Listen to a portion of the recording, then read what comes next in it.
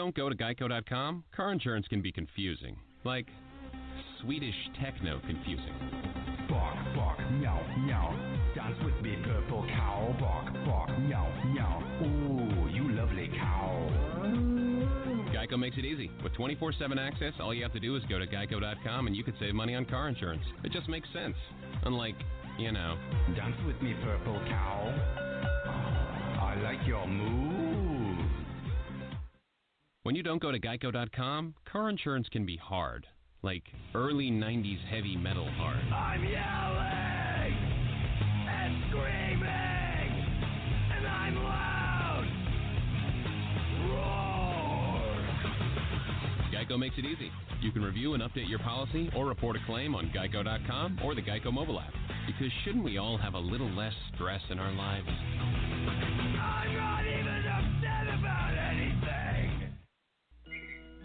It's double trouble, double the fun at African Safari Wildlife Park in Port Clinton, Ohio. See the largest antelope on Earth, the giant eland, and the ugliest creature on Earth, the African warthog. There's so much to see and do, including the Midwest's only drive-through safari. Feed the animals, see live educational shows, feel the excitement, have your picture taken with a python or cockatoo, feel the adventure. Shop the Simba Lodge gift shop with items available from around the globe. Visit the snack bar or picnic facilities. Enjoy a pony or camel ride. Or cheer your favorite porker on to victory in the famous Pork Chop Down. Bring your family to see the rare and exotic animals at African Safari Wildlife Park in Port Clinton, Ohio. Just take Route 2 to the Route 53 North exit and follow the sign. Only 17 miles west of Cedar Point via Route 6. Open every day, rain or shine.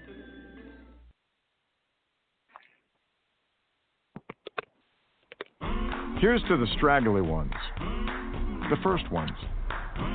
Hey, I look good with this ones. The black, brown, red, and gray ones. The itchy ones. The ones grown by Dad. The ones grown for Dad. The I nearly didn't do it this year ones. And the absolutely filthy ones. They all raise awareness, raise funds, start conversations, and save lives. Because whatever you grow will save a bro. Sign up now at Movember.com.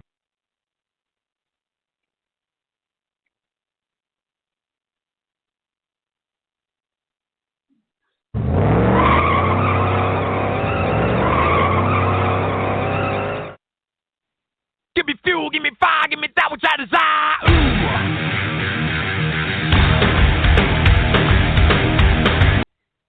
All right, and welcome back to Balance. 30 minutes in the can. Thank you, Matthew Embury, WSBT up in South Bend, our official IndyCar contributor, jumping on and talking about the biggest news in open wheel racing I think we've seen in decades. At least that's my opinion. And that's well, we say Roger Penske. Well, let's be legal and technical about it. It was Penske Entertainment. It just happens to be a company that Roger Penske owns, by IndyCar Productions, and the granddaddy of them all, the Indianapolis Motor Speedway. But joining us now, Steve Wilson of Speedway Digest. Steve, happy Saturday to you. Good morning. Good morning. Steve Wilson, our official NASCAR contributor. I don't know which is more on your mind. Deion Sanders being the next Florida State. Of course, that's not official. I think that's something to talk about. As I mentioned in the last segment, it gives us some content. I know you're a big Florida State fan. That's why I'm bringing you into this conversation.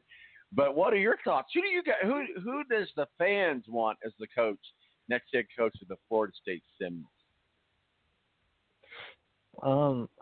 I think they're just looking for somebody that can turn this team around. I know that Willie Taggart gave it his all, gave it the best shot that he could have. I've heard that either the Stoop brothers might be coming up for this. Deion Sanders is maybe in the running for this thing. I don't know. I think they've got a couple different ones on their mind at this point. Right now they've got Odell Haggins, which has been there for about 26, 27 years in various different forms, and he's very highly respected there. He won the two games, the regular season game and the postseason game the year that what was his name? The guy that just up and left. I don't know. I don't want to even call his name anymore. But anyway, anyways, yeah. I think Odell will do good for right now. He's a good fill-in. He was with the Seminoles and played for the Seminoles and went out and was in the NFL, and then has been on the coaching staff for 26 years. I think he's a good fit in for right now until they find a more permanent replacement. Maybe he'll finish the season out, and we'll have a new coach next year, or maybe we'll have a coach by the end of the year. Who knows? We'll have to see. Well, I think you guys will do well on the road against Boston College. So all's going to be good in Seminole Land soon. This too shall pass. But let's, we were talking about in the last segment, I would be derelict in my duties if I didn't include you into this conversation. You texted me and you're like, this just happened. I'm like, I know, I literally just saw this. So this was probably one of the best kept secrets in history, if you will, but certainly one of the biggest news in sports and definitely in open wheel racing. And that's Penske Entertainment buys IMS, Indianapolis Motor Speedway, IndyCar, NTT IndyCar Series, and buys IndyCar Productions. Those are three mammoth acquisitions alone, on standalone. When you combine the three of them, this is big news. And so we talked the X's and the O's and the pros and the cons in the last segment, but I certainly want to get your thoughts on this and break this down. And editor-in-chief of Speedway Digest and certainly NASCAR runs there at IMS. Let's just get your thoughts on what you thought about this when it all came down. Well, for me, I thought it was kind of interesting that things have kind of come full circle once more. And sometimes it's funny in motorsports that this will happen. If a lot of people may not remember it, but years ago, that Penske was a track owner and a track builder in NASCAR himself. He owned Michigan. He owned Auto Club Speedway out in California. He owned Rockingham. And his properties were sold off to ISC, who then bought them in and expanded their portfolio. So it's not the first time that Penske has been in the racetrack business at all. It's not anything that's new for him. And this has kind of come full circle that we're now seeing Roger Penske, who has just owned, figuratively speaking, Indianapolis Motor Speedway over the years in the Indy 500, is now the physical owner of it. The one thing that I did kind of find is that I know a lot of people said after Mary Holman passed away that the George family was going to keep this, hang on to it for a while, keep it going. But if a lot of people didn't realize, not long after Mary died, the George family started selling off other properties unrelated to the track itself or to IndyCar itself. So I kind of saw it as like a, they thought that there was just too much. I know that there was 4 of them, like a brother and 3 sisters that were left that would have taken all of this stuff over. But I kind of saw, as you see a lot of things, and I think it's so indicative that, the first generation buys it, the second generation builds it, and the third generation sells it. So I think we've kind of seen that here, and, I don't know their thought process behind it, so I'm not going to try and get into that.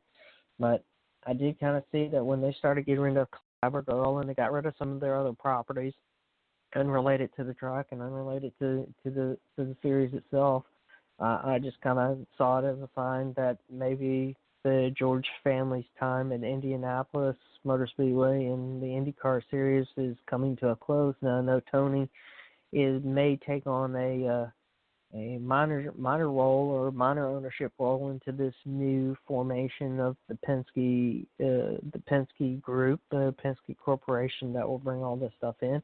So I'm sure that they'll have some kind of say into it some way or another. But for now, it's Roger Penske's show to run.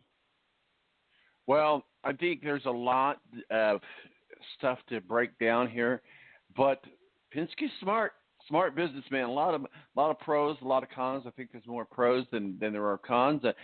I think he'll hold on to Mark Miles. I think he'll hold on to Doug Bowles. I think you won't see a lot of noticeable changes right away. He'll get his team put in there and put in place, and we'll see what happens. Obviously, a lot of questions were asked at the press conference, one of the biggest ones being lights, and his answer was, are we putting lights in there to run a night race? Are we putting lights in there for revenue to the track, which is kind of alluded to what I think might be on the roadmap, and that is that there will be lights. It's an extremely expensive thing to do, but he's also holds true the tradition of the Indianapolis 500. So I don't ever see the Indianapolis 500 going at night unless it's just some sort of freaky thing. Now, it does allow for weather and that sort of things, but under a normal circumstance, it won't be planned as a night race. Of course, I also, on the flip side of it, I definitely see NASCAR moving tonight, and there might even be the possibility that NASCAR moves away from IMS in the coming years if they can't get butts in the seats, and that's just a struggle I think that all series has. But lights also provides avenues for concerts, and we've got a soccer team here in town, a minor league soccer team called the Indy 11, who's been courted in different stadiums. This could be a good opportunity for them if they have lights. You would need lights to have a soccer stadium. There would be something unique, but I see just a lot of different avenues and potential with lights. So his answer was, do you want to have lights for a night race, or do you want lights to generate revenue for the track? And I think that just depends on who you ask. But I think if you're to read into the tea leaves to that answer, he gave you the answer. There will be lights. Now, it's not on the roadmap. We don't know when that's going to happen. But certainly, if I was to read into what he said and answer that question, I would say that's absolutely, positively the case. But so we'll be monitoring it for sure. Steve Wilson, editor-in-chief, Speedway Digest, our official NASCAR contributor. Let's get into some NASCAR. The boys are out in the desert today. We're in the playoffs. We could break each series down, but I want to make sure we have time for. So we'll instead of starting with the trucks, we'll go there last if we've got time. But let's go with the Xfinity Series. Certainly today, I believe it's today. And you've got Christopher Bell, Cole Custer, Kyle Reddick, and Justin Allgaier, all above the line in the playoffs. I honestly, I don't see much movement into it. I mean, if somebody wants to make a, kind of a bonsai move there from, Chase Briscoe or Michael Lynette or something like that, aside from a mechanical failure or something like that, I think we've almost pretty much have our four set to go into Homestead next week. And Christopher Bell and Cole Custer and Tyler Reddick are just the same old story that we heard last year, the big three in the Xfinity Series with those guys. And here they are once again. They're pretty much locked themselves in, ready to go next week to, Homestead. And all three of them are going to be very competitive. They're going to be competitive this week. They're going to be competitive next week. All three of them can gain as many points as they want this weekend, but it doesn't mean anything when it comes to next week. It's the first across the line, so I think we'll see them be competitive. But also, in the truck race last night, where there was a little bit more movement around the bottom, the 3, 4, 5 area of drivers that had the potential to get in. We don't necessarily have as much here to play with as we have in the truck series last night with just single-digit points. Right now we've got almost a 20-point spread between Justin Allgaier and Chase Briscoe at this point. So, they'll have to be